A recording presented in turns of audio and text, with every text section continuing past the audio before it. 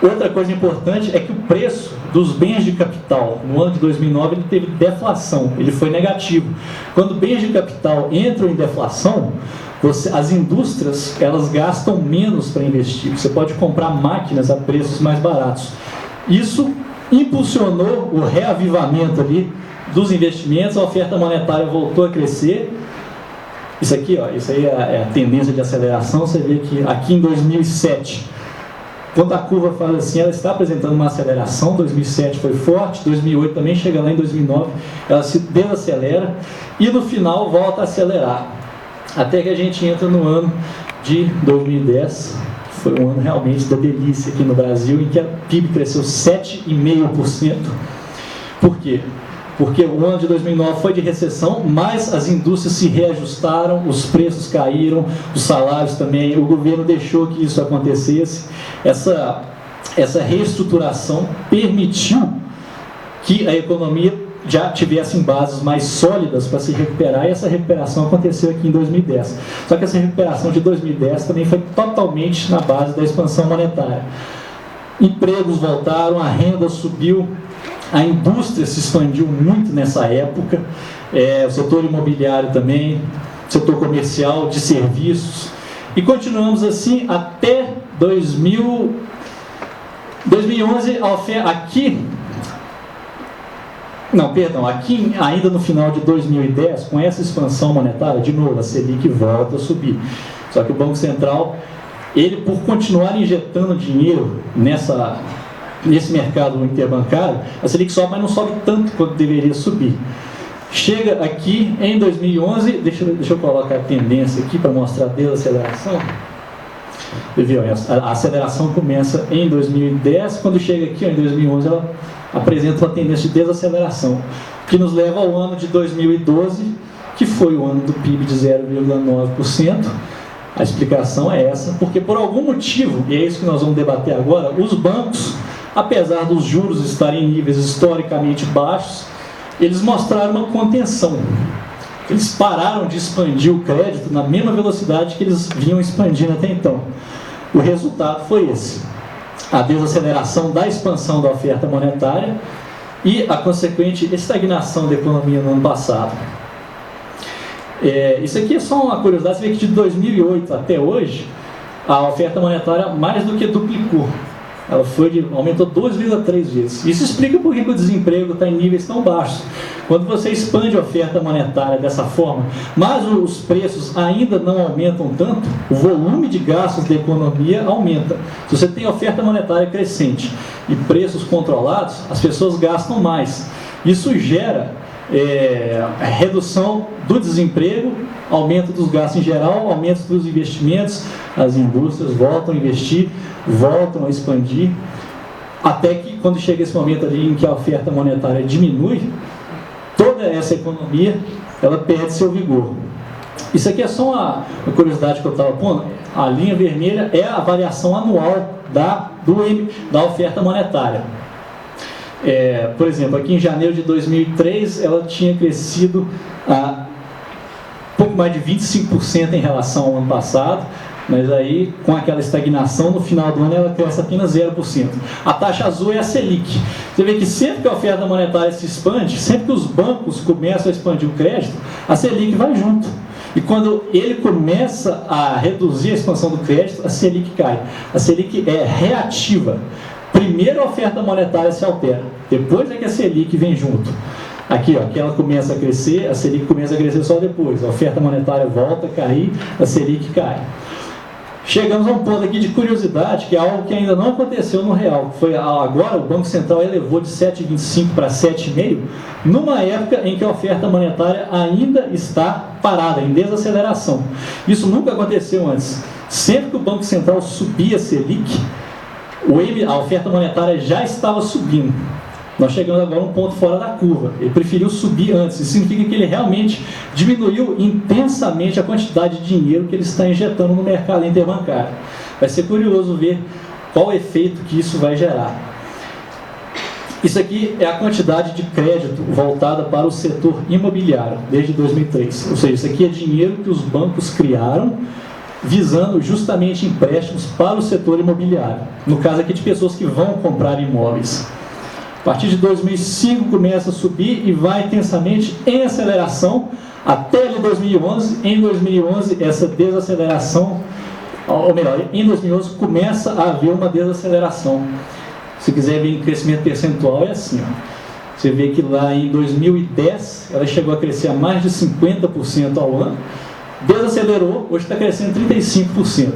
Ainda é uma taxa muito alta, mas você já começa a ver queda de preços em vários setores, aqui em Brasília mesmo, dizem que os preços já estão estagnados, alguns estão caindo. Há incorporadoras fazendo ofertas, promoções de descontos. Não existe oferta, promoção e desconto em um mercado aquecido, existe só queda de preço. Se tem imobiliária fazendo desconto, é porque você já está vendo essa deflação de preço no mercado imobiliário. Mas o crescimento ainda está forte, ainda está em 35%, com a tendência de queda. Isso aqui são os empréstimos criados exclusivamente para o setor industrial. Você vê ali que cresce forte a partir de 2006, mas em 2009, por causa da recessão daquele ano, ele se estagna e volta a subir agora, só que ali em 2012 ele desacelera lá. Essa é a famosa crise da indústria atualmente. Ela não está pegando crédito, ela está crescendo a 10% atualmente, 10 ou 12%. Por quê? Porque ela não está vendo demanda para isso. Por que ela não está tendo demanda?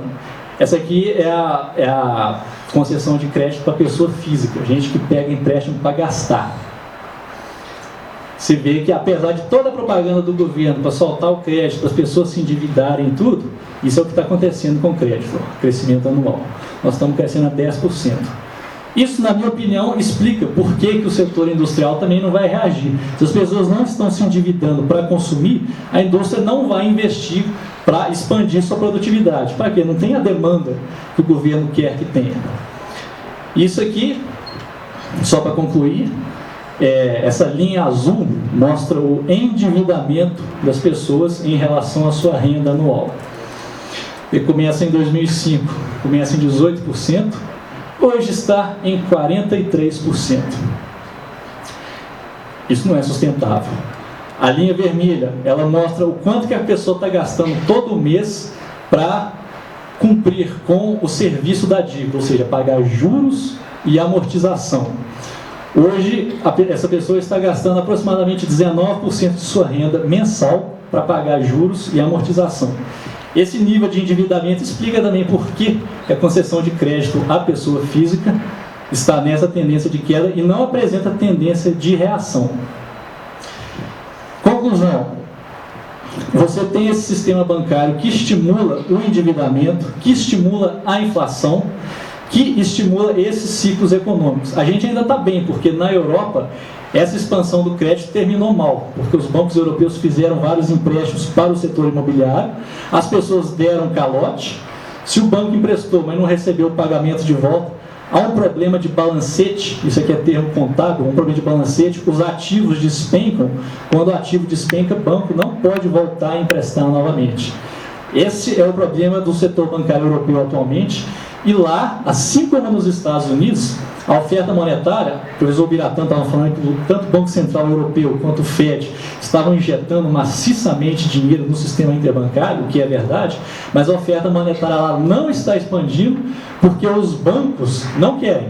Por algum motivo, na Europa por causa do problema de balancete, nos Estados Unidos por problema de confiança no futuro da economia, os bancos não estão expandindo o crédito. Que essa é a atual situação do sistema monetário hoje. O Banco Central pode injetar o tanto de dinheiro que ele quiser, mas quem vai decidir se vai injetar esse dinheiro na economia ou não são os bancos. Bancos é que decidem se vai haver essa injeção de dinheiro ou não. Aqui no Brasil, como mostra lá aquele gráfico anterior, os bancos repentinamente começaram a ficar contidos, lá em 2012. Eles desaceleraram, mesmo com a taxa de juros baixa. Por quê? Na minha opinião, como as pessoas estão tão endividadas, elas não estão procurando crédito. Os bancos não estão expandindo. Como as pessoas não estão procurando crédito, as indústrias também não estão expandindo, não estão procurando empréstimo. No final, você leva a essa situação. A charada agora é ver o que vai acontecer daqui para frente. Se essa tendência se continuar, se a oferta monetária atual continuar crescendo assim tão desaceleradamente, mas os preços continuarem subindo, haverá uma redução no volume de gastos na economia. Isso vai começar, pode ser que comece a gerar desemprego, redução de investimento, redução ainda mais dos investimentos da indústria, redução do comércio e do serviço. Mas aí já é questão de especulação, porque a gente não sabe como é que os bancos vão reagir. Bancos determinam a oferta monetária da economia e eles é que determinam como é que a economia vai crescer. Obrigado, gente.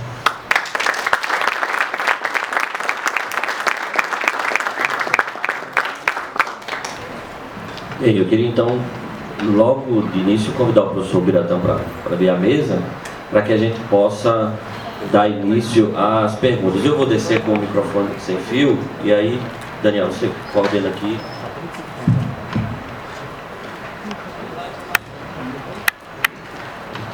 Bem, quem quer começar? Bruno Garchagen, nosso palestrante de ontem, já vai começar fazendo sua pergunta, que ele disse que passou a semana toda preparando para o Leandro.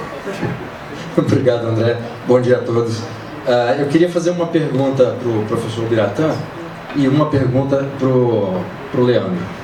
Eu vou começar pelo Leandro, que acabou que terminou a sua palestra, brilhante palestra, Leandro, muito obrigado.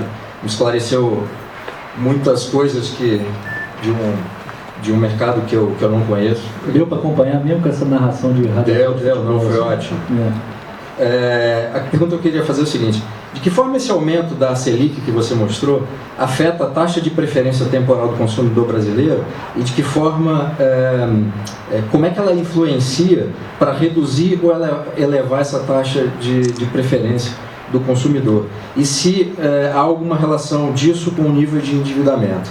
Essa é a primeira pergunta. Para o professor Biratã, eu gostaria de perguntar, quando o professor mostrou o processo de mercado, que o processo de mercado tende ao equilíbrio na visão do Lachman, né? E há uma visão dos economistas neoclássicos também para esse equilíbrio, se há uma concepção de equilíbrio que é diferente, né? E sendo diferente, se é válido continuar usando essa palavra equilíbrio e causar alguma confusão teórica na hora de analisar essas duas concepções. Obrigado. Olha, a taxa Selic, embora ela seja extremamente importante para governar esse mercado interbancário, a influência que ela exerce sobre os juros que os bancos vão cobrar para o tomador de empréstimo, ela é muito pequena. A Selic pode cair muito, mas ao mesmo tempo os bancos podem subir os juros para os tomadores de empréstimo. Não há essa relação linear.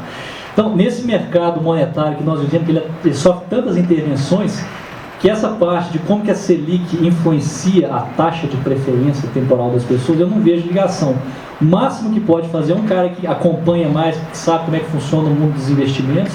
Quando ele vê que a Selic subiu, ele pode se dedicar a investir parte, ele vai mudar a composição das contas, ele vai tirar um pouquinho da conta corrente, vai jogar na conta de depósito a prazo, vai tirar também da conta poupança, vai jogar no depósito a prazo. Isso pode sim influenciar o consumo dele, mas eu não vejo que isso ocorra de maneira generalizada para todas as pessoas da economia, porque não são todas as pessoas da economia que sabem como é que funciona essa relação entre aumento da Selic, aumento do rendimento da poupança, do depósito a prazo. O problema hoje é isso, como o mercado ele é tão... o governo intervém tanto, não há mais essa relação entre taxa Selic, taxa de juros e taxa de preferência temporal das pessoas. Bom, antes de responder a pergunta, eu quero comunicar que vai ter uma cerimônia de batismo quando terminar aqui a primeira palestra do Leandro. Então, o Fernando Quioca já comprou 10 quilos de farinha e 5 dúzias de ovos. Além de pagar o almoço. Tirar dinheiro de mineiro é difícil. Bom, com relação à pergunta do equilíbrio, é uma pergunta muito importante. Uma das grandes diferenças entre a escola austríaca e as outras da mainstream é exatamente aí. Se você é um neoclássico, acredita no mercado, você estuda equilíbrio de concorrência perfeita. Se você vai fazer o curso lá da Unicamp, né, e outros se espalharam pelo Brasil inteiro, você estuda equilíbrio de oligopólio, equilíbrio de monopólio. Quer dizer, na verdade, o mundo real não é um mundo de equilíbrio. O que os austríacos têm a dizer sobre isso? Aí tem aquelas duas vertentes, a do Israel Kirchner e a do mais radical do Lachman, né? Os mercados tendem para o equilíbrio porque os agentes são racionais, diz o Kirchner e a maioria dos austríacos, mas eles nunca vão chegar ao equilíbrio. Então, para evitar usar essa expressão equilíbrio, não confundir com a mainstream, eles preferem falar em processo de mercado. Quer dizer, o mercado está sempre em um processo de permanentes mutações, em que é um processo de erros e tentativas em que as pessoas vão descobrindo novas oportunidades. E a vertente mais radical do Ludwig Lartmann diz que nada garante que os mercados possam convergir sempre para o equilíbrio. Quer dizer, tudo pode acontecer, deve chamar de caleidoscópio. Mas para um austríaco, o equilíbrio no mundo real é uma coisa que não existe. O Mises chamava isso de construção imaginária, né? Bom dia, meu nome é Pedro Lucas, aqui no canto. Eu também tenho uma pergunta para os dois. Uma para o professor Iório, questão de curiosidade mesmo em relação à linha de pesquisa austríaca, né? O senhor falou muito da TASE e no final o senhor mostrou um gráfico da China e salientando a desvalorização cambial na China. E aí eu fico me perguntando se tem alguma relação entre a TASE e regimes cambiais distintos. Eu fico imaginando que deve haver alguma relação de potencialização ou de mitigação dos efeitos do ciclo econômico associado ao regime de capital que você adota, principalmente relacionado ao influxo de capital em um país com déficit de transação corrente e com algum estresse em termos de balanço de pagamentos. No caso do Leandro, eu perguntaria assim, se a situação do Brasil ainda não seria ainda pior quando se tem visto o fato de que aquela retração da base monetária muito provavelmente está sendo muito maior quando você isola só os bancos privados e leva em consideração que tem bancos públicos agindo exatamente no sentido contrário. Então você fala que a expansão monetária é ditada pelos bancos, o Banco Central nesse sentido teria um poder limitado, mas no caso brasileiro o poder do governo se faz sentir ainda por meio do BNDES, da Caixa Econômica do Banco do Brasil, isso agrega um elemento ainda maior de instabilidade. Tá, deixa eu só fazer uma pequena correção técnica. Não é base monetária, esse aí é o M2. A base monetária é um agregado muito mais restrito. Esse aí é o mais completo. Sim, os bancos públicos hoje são os responsáveis maiores pela expansão que ainda está havendo. O banco privado expandiu 16% nos últimos 12 meses. Os bancos públicos chegaram a mais de 30%. Esse sim é um fator que gera desequilíbrio. Só que mesmo bancos públicos, eles também estão restritos aí eu já teria que entrar em termos técnicos, mas são as regras de Basileia que elas impedem que eles expandam seus balancetes tanto que eles quiserem. Então, os bancos privados, como eles têm muito mais temor de má publicidade, também pode ser que o governo não socorra, eles estão mais restritos. Os bancos públicos estão expandindo mais, mas eles também não podem chegar a esse ponto, porque haverá um momento em que, se eles continuarem expandindo, os preços subirão. Quando subir, eles automaticamente terão que aumentar os juros dos empréstimos que eles concedem. Isso por si só vai reduzir a demanda por empréstimo. Então, eu não vejo... o perigo dos bancos públicos hoje está na questão da inflação de preços que eles geram. Mas situação europeia, assim, eu ainda não vejo, não. Se eu entendi bem a pergunta, a China manteve até mais ou menos 2007, né, a sua moeda bastante desvalorizada em relação ao dólar. Isso favoreceu bastante o seu modelo exportador. A China crescia muito mais do que todos os países do mundo, mas houve uma pressão forte e ela, a partir de 2007, começou a diminuir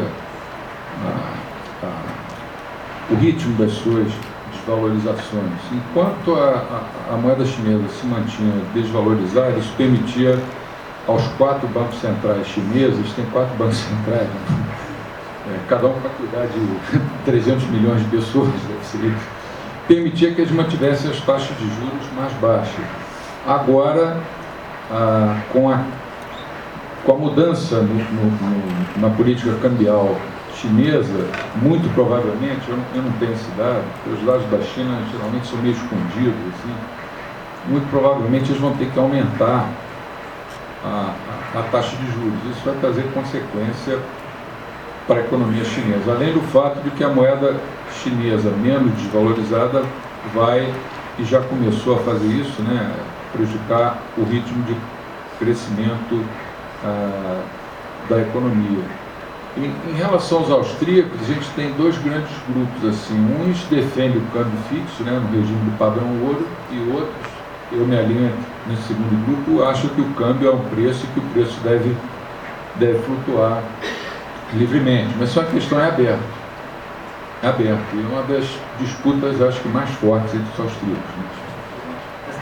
Nessa questão da China, como eles trabalham com câmbio fixo, todo dólar que entra na China, o Banco Central compra esse dólar. Ao fazer isso, ele expande a oferta monetária chinesa. Essa expansão da oferta monetária chinesa explica enormemente esse alto PIB da China. Entendeu? De novo, é a oferta monetária que governa. É claro que uma expansão do PIB gerada exclusivamente por aumento da oferta monetária não é sustentável. Uma hora a oferta monetária vai ter que se desacelerar e isso a economia vai entrar em recessão. Mas o crescimento chinês é esse. Como ele tem câmbio fixo, o dólar que entra, o Banco Central compra esse dólar, os bancos jogam os yuanes na economia e a economia expande. Essas taxas de 2 dígitos. Olá. Eu gostaria de saber dos senhores se a bolha imobiliária se confirmar e continuar assim, e o nível de endividamento chegar num ponto não sustentável da economia, a gente pode ter outra vez na nossa economia a mesma coisa que aconteceu há muito tempo atrás, de quando chegar num ponto insustentável, o governo virar para o cidadão que se endividou e falar: não, você só basta você pagar o resto das prestações que faltam. Esquece sua dívida, só paga o resto das suas prestações, porque isso cria uma cultura, né? Então o cara sempre vai achar que é bom ele ficar se endividando. Eu gostaria de saber dos senhores a opinião de vocês e como proceder numa situação dessa. Há economistas que defendem essa teoria. Eles falam o seguinte: tem uma bolha aí, os bancos que emprestaram para esse pessoal que tomou empréstimo para comprar apartamento, esse pessoal vai dar o calote, e esses bancos que sofreram o calote serão socorridos pelo governo. Então tem economista dizendo para você se endividar hoje para comprar um apartamento hoje, para dar o calote ano que vem, porque não vai ter problema nenhum, que o governo vai te socorrer. Eu ficaria um pouquinho reticente com essa teoria. Eu não recomendo você sair se endividando para comprar um apartamento nessa expectativa. Pode ser que o governo socorra, mas pode ser que ele não te socorra. Aí é só uma questão de chutômetro. Quanto à bolha imobiliária, o pessoal pergunta muito se houver um estouro vai ser igual nos Estados Unidos e na Europa. Não, porque a bolha imobiliária aqui representa um número muito pequeno dos ativos dos bancos. Então, mesmo que se houvesse um calote, os ativos desses bancos eles se desvalorizariam, mas não seria tanto quanto ocorreu nos Estados Unidos e na Europa. Então, não tem ainda um perigo de uma bolha imobiliária gerar um estouro do sistema bancário aqui no Brasil, por enquanto. Agora, essa teoria eu não endosso, não. Você deve sair se endividando esperando que o governo vai te socorrer. Não, sim, mas como proceder? Porque isso é o que está no inconsciente, né? Coletivo. Sim. Como o governo deve proceder caso chegue num ponto de endividamento insustentável? Das pessoas? Toma a casa do cara. Vai tomar. Que é o certo, porque chama-se alienação de bens. Né? Se você pegou dinheiro em teoria, se você pegou dinheiro emprestado, comprou um apartamento, mas não pagou esse empréstimo, então o apartamento é do banco, não é seu. O que é curioso, porque bancos criam dinheiro do nada, emprestam esse dinheiro e cobram juros sobre essa coisa que ele criou do nada. Isso é meio papo de comunista, assim, mas é assim que banco funciona. Só eles podem fazer isso. Então, mas no caso da alienação fiduciária é assim: você pegou dinheiro do banco, mas não pagou, o imóvel é do banco. Se houver calote, eles vão fazer isso. Se o governo vai intervir para proteger as pessoas, aí eu já não tenho a mínima capacidade de adivinhar. Como a maioria dos empréstimos para aquisição de cada própria, me parece que são na Caixa Econômica, então é muito provável que o governo, principalmente se for o governo desse partido que vem nos atormentando desde 2002, continuar no poder, o que é muito provável. Eles nunca vão deixar a Caixa Econômica tomar prejuízo. Eles vão salvar o banco, mas não necessariamente as pessoas. E qualquer economista austríaco vai dizer: olha, quem tiver que quebrar, que quebre, paciência. Você não pode exigir de outros, que eles chamam de contribuintes, mas que nós gostamos de chamar de otários pagadores de tributos. Né? Me chamar de contribuinte, para mim, é uma ofensa. Eu sou chamado compulsoriamente a trabalhar até o final de maio para pagar a um Estado que não me dá nada em troca. Então, ainda me chamo de contribuinte. Né? Eu contribuo aos domingos lá na missa, né? Bruno Gachag, que vai virar católico, a gente bota dinheiro lá. Por que é? Agora, nos Estados Unidos isso aconteceu também, né, Leandro? Eles salvaram lá várias empresas, salvaram os bancos, algumas empresas ainda eram, poxa, ele deixou quebrar, outras ele salvou, isso gerou uma incerteza tão grande. Mas eu acho que no Brasil eles sempre vão dar um jeitinho de salvar todo mundo, às custas dos OTT, né? OPT, otários pagadores de tributos. Só uma adendo, sistema bancário é uma coisa que nenhum governo jamais vai deixar quebrar. Porque uma quebra do sistema bancário gera uma enorme deflação monetária na economia, porque o dinheiro, aquilo que eu expliquei, o dinheiro não existe. Se o banco quebra, aqueles dígitos somem. Então geraria uma enorme deflação monetária na economia. A crise da Grande Depressão Americana na década de 30, ela foi intensa assim, porque teve essa deflação. Então nenhum governo vai deixar banco quebrar. Agora, salvar as pessoas, aí eu já não sei. Deixa eu só dar, antes de passar a palavra para o Bruno, que quer fazer uma pergunta, o olhar do jurista sobre a situação.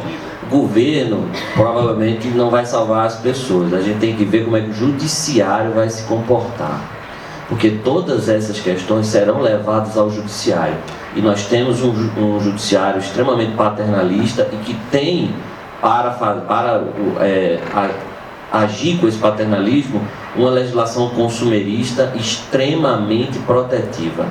Então, nós já tivemos experiências recentes em que o judiciário não teve o menor pudor em revisar contratos bancários, e hoje existem N teorias no âmbito do direito contratual a justificar uma intervenção judiciária para salvar o consumidor que se endividou muito.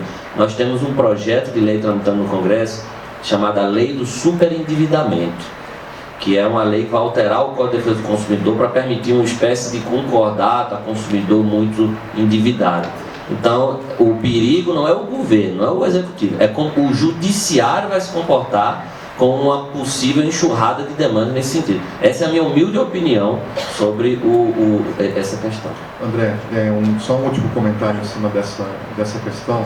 Ela ajuda a desmontar um mito que corre aí e acho que a gente tem que desmontar esse mito por completo, que é a ideia de que o livre mercado estimula o consumismo nas pessoas. Não existe nada mais falso do que isso, né? O governo, ao impingir um conjunto de regras que incentiva a criação de crédito artificial na economia, ele reduz artificialmente a taxa de juros. Isso altera a estrutura de preferência das pessoas. As pessoas saem por aí consumindo desenfreadamente, se endividando desenfreadamente. É o Estado que incentiva o endividamento e o consumismo das pessoas. Ele abole o livre mercado de crédito, o mercado saudável de crédito, baseado em poupança real, crédito real. É importante a gente destacar isso. Bom dia, pessoal. Meu nome é Bruno. Parabéns pela apresentação, é excelente. Particularmente falando, acho que a sua colocação entre as relações da taxa de juros e da expansão do M2 são brilhantes. Eu gostaria até de conversar com você mais adiante para entender melhor esses pontos. Bom, eu tenho 3 itens aqui. O primeiro, até para o André, aqui ao lado, é uma dúvida que eu tenho. Quando eu estudava sobre bolha imobiliária, nunca ficou óbvio para mim se no caso brasileiro, diante da falência, né, de quem contraiu aquela dívida, é suficiente a entrega do imóvel na alienação fiduciária. Eu ouvi falar que no Brasil seria diferente dos Estados Unidos. Nos Estados Unidos, o sujeito não pagava o imóvel, entregava o bem e sua dívida encerrava ali. No Brasil, eu ouvi falar que o bem seria executado e, se houvesse uma diferença, a pessoa continuaria devendo. Então, se isso for verdadeiro, professor, eu entendo que o caso brasileiro, nós vamos ter um imbróglio jurídico ainda muito mais grave do que foi o caso americano, porque basta você simular 20 ou 30% de queda dos valores para você imaginar que a execução daquele bem muito dificilmente iria pagar o tamanho da dívida restante. Tá?